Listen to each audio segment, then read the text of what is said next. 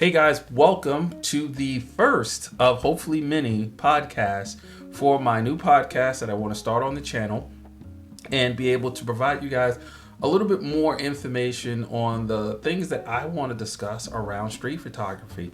So this particular podcast is going to be going over everything in and around street photography from the past to the present to where we think it may be going in the future. We're going to talk about gear. We're going to talk about those folks that help to influence you and help to be your muse, folks you emulate, folks you don't like. And then we're also going to talk about, the trends that we see going on as well, whether you like them or not. I hope that if we're, as we move along with the podcast, I should say that I get enough questions from the podcast viewers, listeners, and so forth, so that we can really make this podcast on street photography something that everybody will enjoy, hopefully that I will enjoy, and that, again, giving me an opportunity to really kind of explore the world of street photography, not just from hey, here's a camera that's coming out from this brand, but also, here's a photographer that's up and coming in the area that maybe people should know about, so that they can maybe get some inspiration from that person. So as I structure these podcasts going forward, we're gonna follow a pretty much basic setup to get us going. I'm in my home office here, so this is high tech going on, right? We're gonna basically go over, and I'm gonna have my iPad here to help me out as I go along here, so I don't fall off topic. But we're always gonna start off with a quick hello, see how you guys are doing, how things are doing, talk about something hopefully that's happening, trending right now. So that'll be the first thing. And then how I feel about that trending thing, how you may feel about the trending thing in the comments and so forth after the fact. I'll definitely make sure I talk about that on the next podcast. Then we're going to go from that to who you repping.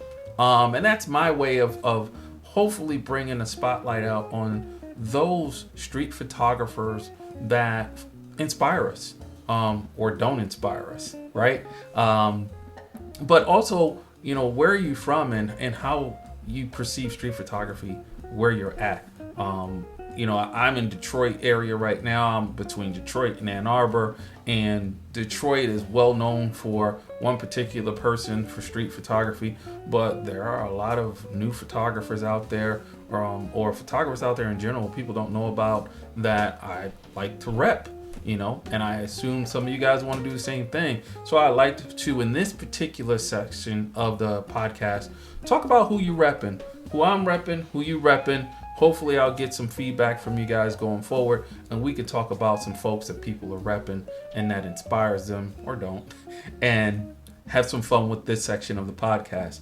The next part of the podcast, I want to talk about gear, and not just talking about gear as in Sony coming out with a global shutter, and gear specifically when it relates to street photography. Now, I'll go more in depth in that in today's podcast about how I feel about gear and street photography, and you'll get an idea of what I mean by that, and then hopefully can contribute yourself with some information that I can share with everyone on future podcasts and so forth. So with that, let's go ahead and get into the first part of the podcast, which is what's trending. And one of the things that I've been noticing up until the point even where I've had some fellows on the street stop me and ask me is that when I'm out, not necessarily shooting with my digital camera, but with my film camera, how many young folks, and unfortunately I'm in that 50 mark, so young folks for me would be anybody from 30 and below, and how much they're interested in what film camera and film I'm shooting, the questions I get about how do I know what film to use, how do I know to set up the camera, what is the best settings for what I'm doing at that time, which is walking around doing street photography, which a lot of them are impressed that I'm using film to do street photography and capture images. From there, I've learned going in and looking at some stuff online, social media. I'm starting to see a lot more younger folks actually gravitating toward making their everyday camera film. One in particular I got to give points to is lomography. Here I am with the lomography 110 camera that just came out. I got this camera as a fun little play around little thing. I didn't really think too seriously about it until I got it in my hands and realized that this is really a pretty cool camera, a pretty cool film camera.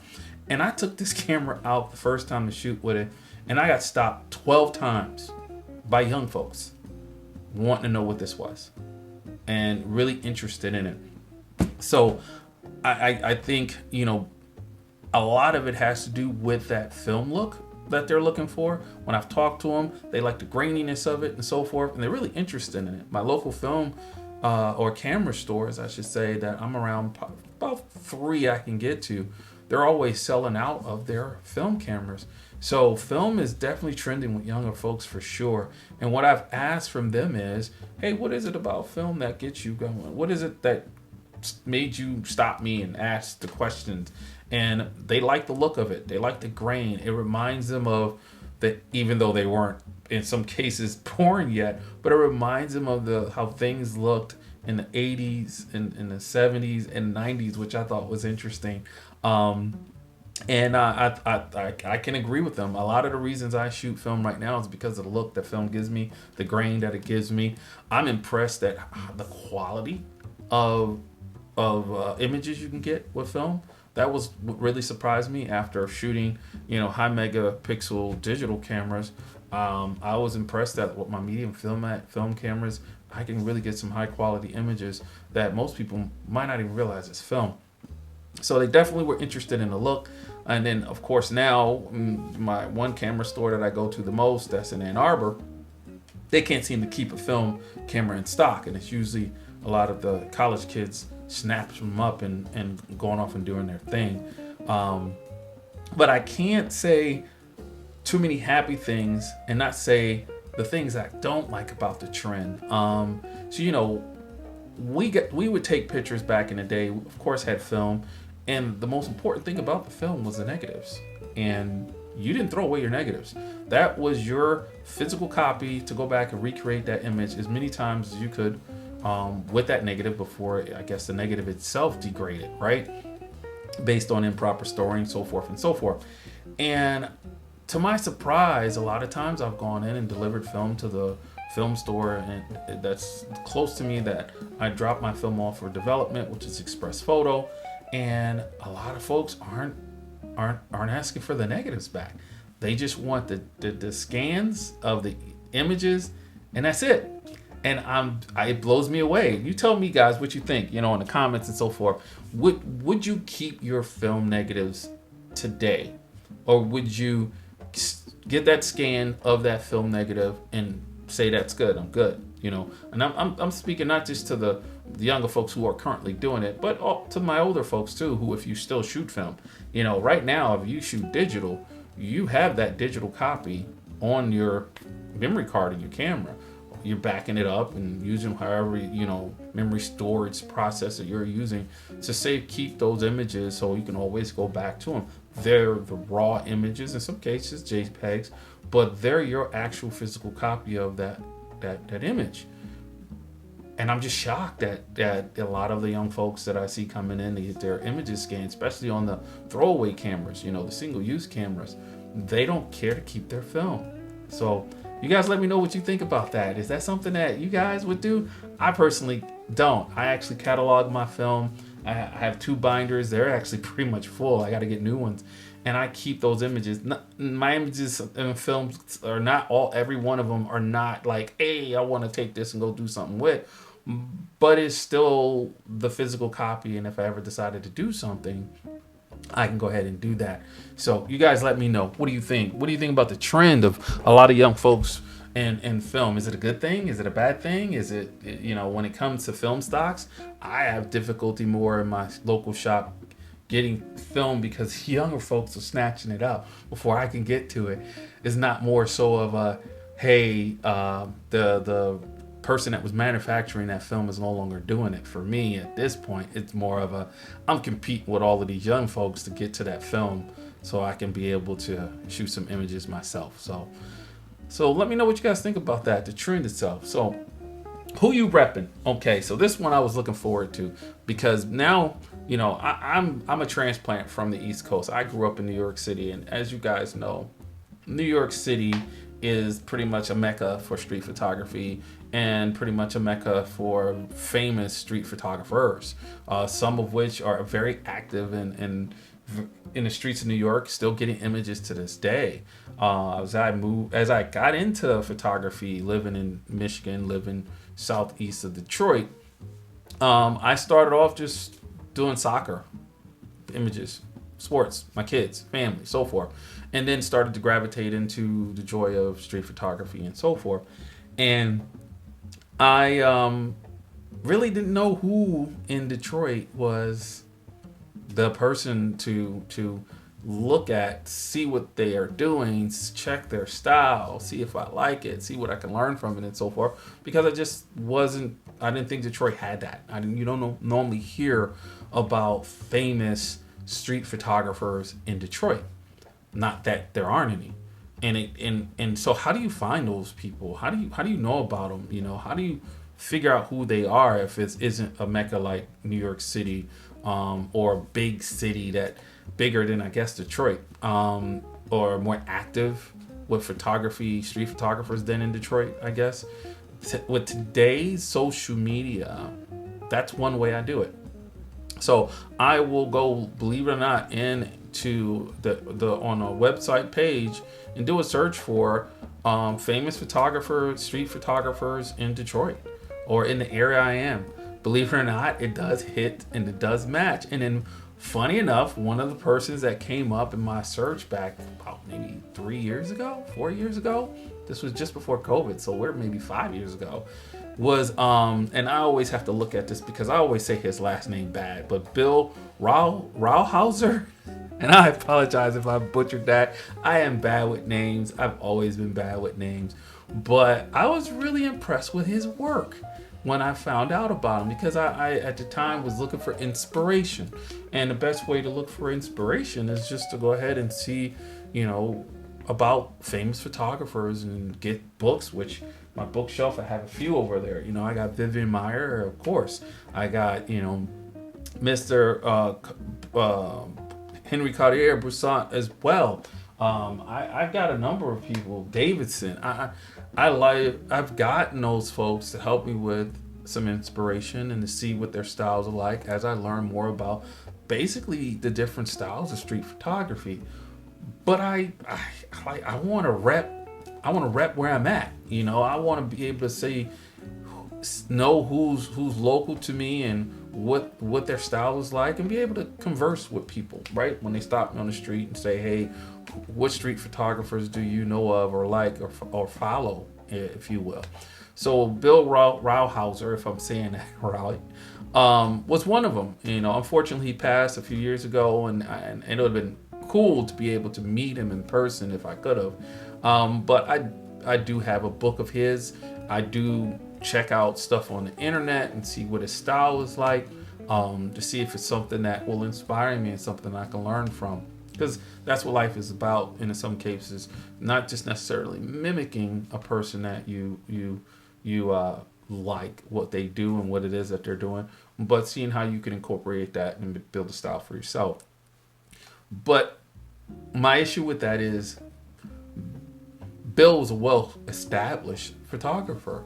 So what about other people in Detroit?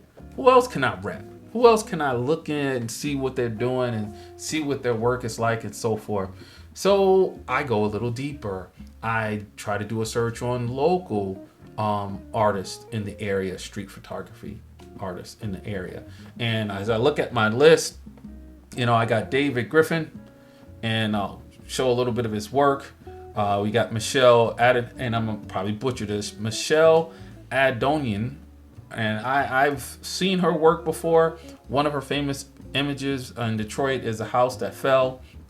So I'll look at them as well. I'll look to see, hopefully, believe it or not stalkerish, but I'll look to see if they're alive as well, to see if they have workshops and things like that, because I want to support and I want to rep and I want to see what their stuff is like. And when I speak about my work and what inspires me, especially if their work inspired me, I want to show that love back to them and back to the city that provided me the opportunity to get some really great images. Hopefully you guys follow my normal YouTube channel, which again, this will be a part of, and you'll see that I recently released on Warren C YouTube channel a set of images that I took for the NFL draft that graced downtown Detroit about a weekend or so ago. And it was phenomenal. Detroit has always had great events. The famous electronic music festival that happens in Hart Plaza, a number of things, the jazz festival that happens in Hart Plaza, the Grand Prix that happens now not just on Belle Isle, but in the downtown streets of Detroit, where you have racing cars zipping through an actual downtown in a major city. How cool is that? Come on, guys. How cool is that? Detroit has come back in a lot of ways, but even as it was coming back, there were great events that happens in Detroit that you can go to and have a fabulous time and feel safe, honestly. I can honestly say that. From the football games to the basketball games to the hockey games to up and down the Riverwalk Renaissance Festival that happens not too far away, but just a bunch of big events that happen in and around the Southeast Michigan, Detroit, Ann Arbor, and so forth areas, and you just have a blast and you say a lot. Even our outdoor concert venues like Pine Knob, you have a blast and you feel safe. So with that said, what else do I do to try to find new artists and see what they're doing and see who I want to rep? I look at the local magazines, and I'm not just talking like the Free Press or something like that, or your local big newspaper magazine or stuff like that. I'm talking about other ones that are more local, that'll have a little bit more information about local things and events. And here in Michigan, in the Detroit area, they have the Detroiter, and you can go to that and you can actually see some information about local events, local artists, and so forth. So that's how I find out about who's out there. And then I will also use social media. I'll do searches on Facebook. I'll do searches on Instagram to find local artists, see what their work is like for street photography, and then see if it's something I can incorporate and rep them. Talk about their work, especially if I'm inspired by it. So for this particular inaugural episode, I'm repping, of course, Mr. Bill. And I'm looking at another outing, and I'm gonna look on my next video and when I go out to my next event to shoot in Bill's style, so I can rep him even further. So who you repping? Who you want to bring to the channel so I can talk about, and shoot me a little blurb. My web address is on the channel. Guys can shoot me a quick email, or you can hit me in the comments and let me know who you repping, and I'll do some information or research on them and see if it's something we can bring to the channel, so we can but explore more artists in other areas that people are repping to help inspire them. So there you go. Okay, so for the gear section, what I want to do is talk about gear as it again pertains to street photography and its use and everything about street photography, including the styling and why we like certain cameras we use for street photography, right? And the hottest thing right now going is two particular cameras. You got the X100 series, which has always been hot for its looks, for its styling, for the capabilities that's packed into that premium compact fixed lens camera. And I know some social media users on TikTok and Instagram have made the camera even more popular, like they've done for some other cameras in the past, like the Contacts and so forth and everything, which has made that camera difficult to get. Even the newest version is already on super back order. I was lucky enough to get one of the first ones that came out, and I was pretty excited since I've had it. But that being said, we do have other cameras that have come out that I think need to consider a little bit more on what they are doing with their camera, or should do with cameras that they have released in the past, that help fill that street photography use and styling, so that folks can have more options out there that meets their needs, and even the brand that they even want to continue to shoot with. And so we're going to start off with one of the two, and to me that is Nikon. So if you follow my YouTube channel itself, you'll know I picked up the Nikon ZF for a Christmas gift, and I've been using it off and on getting used to it, loving the colors that come out of Nikon. I've shot Nikon in the past, and I actually have Nikon gear again with that camera and the Z8 before that, and love the colors, love the use of the cameras. They excuse me, for what they do, definitely provide a wonderful experience. But when it comes to the ZF, the thing that has come to me and come to my understanding that I'm having issues with happened at a recent camera store event. That's one of the local camera stores, had a bunch of the vendors there, and they had the Tamron vendor there. And she asked me a question. She asked, what do I think about the ZF? Excuse me. And I told her that I think the camera is fantastic. I don't like the lenses. And what I mean about don't like the lenses is the styling. Excuse me. Let me get some water here. So I don't like the styling of the camera's lenses because it does not help the camera at all. I know that you have to do it based off of the mount, but that camera has a wonderful vintage style to it that the lenses don't add to at all.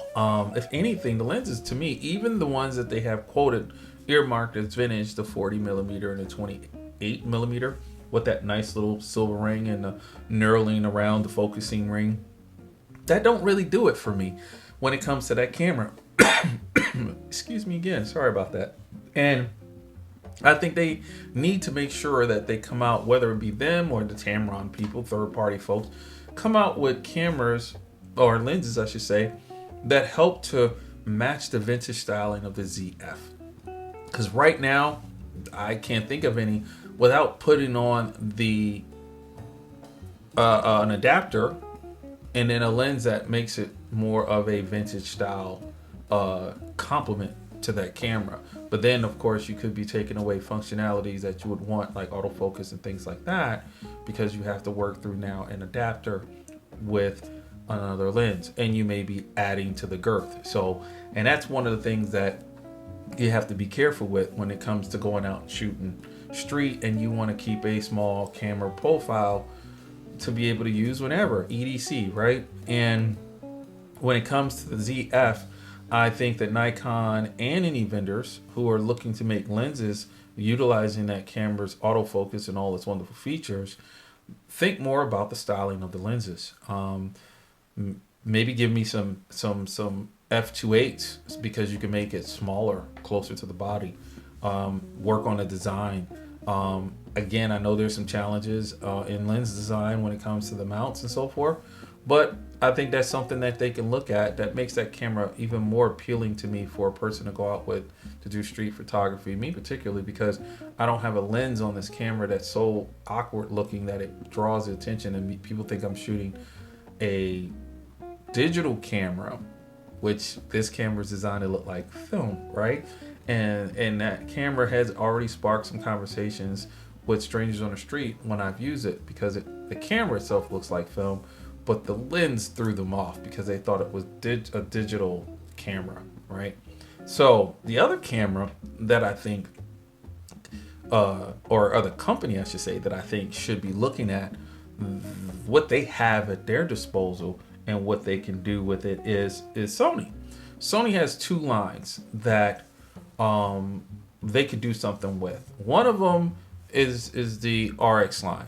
We're very familiar with it, the RX 100 series. There's been a number of iterations. I think they're on like number 6 or number 7. Now, granted, it's a 1-inch CMOS sensor that's on there, and it's a zoom type lens. It's not a fixed focal length, but it does meet the need of a premium pocketable camera that could be used for street photography. I think if they continue to work on that camera and give it more vintage styling to it instead of the styling that's on it, and I think that might be the problem with Sony is their styling. Their cameras are not styled well, in my opinion. But what people have been doing, and we'll talk about the second one that I think they're really missing the boat on. What people have been doing is people have been going nuts over the 2 recent releases they had because of the styling. One of them being the Sony 7CR, and then the other one being, and I'm a is the other release. It's either, I think it's RC2 or something like that. The styling is what gravitated me to just even looking at those cameras, because I like what they did there. They're small, they pack a lot of functionality. Same thing like the X100 series cameras from Fuji, and honestly the Leica Q line. There's some functionality and there's some powerful features in those cameras with that fixed lens that makes people want to walk around with them every day, right? As EDC cameras, and they're fantastic for street, in my opinion. I think what people are doing with the CR to fill that void of a full frame option is use that camera along with a smallish style lens that can be used as an EDC street photography everyday camera and give you high megapixels. They're even calling that kind of like a Leica Q knockoff in some videos that I've seen. So, but why have that if Sony was to bring out, and I saw some YouTube videos on this a good couple of months back, maybe a year ago, if it might be getting to that point. If they were to bring back the DSC, and I have to say the whole lettering here because I don't want folks to get confused, the DSC RX1R, which is resolution. I would even take the DXC RX1, which is a lower resolution camera that came out. It was a fixed lens camera. You still can find them used. They still command, especially the high resolution version, still commands a decent price used. I think the last time I looked, it was like $2,000 for that camera used. And I'm trying to remember, I think that camera was released in 2015. So we're talking almost 10 years ago. And that camera's still commanding $2,000, I think, on eBay. It could be more, it could be less, but it's a couple of grand, I think, still. Way cheaper, of course, than you would pay for the 7RC, or 7CR, excuse me. Definitely way cheaper than paying what you would pay for the Leica Q3, probably the 2, and probably the 1. But of course, you're dealing with an older camera, almost 10 years old. You know, it doesn't have the same autofocus stuff. It doesn't have the same feature set, buttons, and so forth. But it definitely has the styling. And I think that if Fuji was to come out with something similar to that, they would have to be looking at like a GFX, right? Nobody's going to do that. So I think Sony's missing an opportunity with that camera line. They have the RX100 series, which I said. Now you understand why I said the full name, because I don't want to have any confusion there. But again, it's a 1-inch sensor. If you're going to do a full frame fixed lens, why not give us an updated RX1, DSC RX1R? Again, I'd even take the regular XRX1, which I believe was I think it was either a 20-something megapixel sensor. If I have to look them up, I believe it was and I'm trying to see what I can find here real quick while I'm talking to you guys.